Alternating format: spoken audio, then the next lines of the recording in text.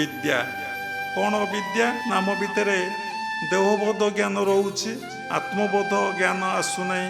आम आम स्वरूप प्रतिष्ठा लाभ करें ता हूँ अविद्या। अस्मिता मु मोर भाव मन भितर रोचे राग क्या भल पाऊे देश क्या भल पाऊने घृणा करुचे अभिनिवेश अभिनिवेश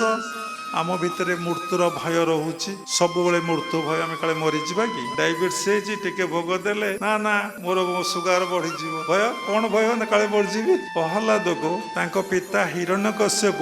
केते दुख केते जंत्रणा केते कष्ट देइचंती आपण पुराण पढ़ी जानिथे तांको कौन कराई ना तेल कुंडे पकई दिखाई प्रहलाद तेल कुंडे मरीचंती तेणु भगवान भक्त को रक्षा करते किए भक्त ना तांको निकट जे निजको समर्पण करिचे और सबुरी भितरे तांको जे देखुचे से होचे भक्त।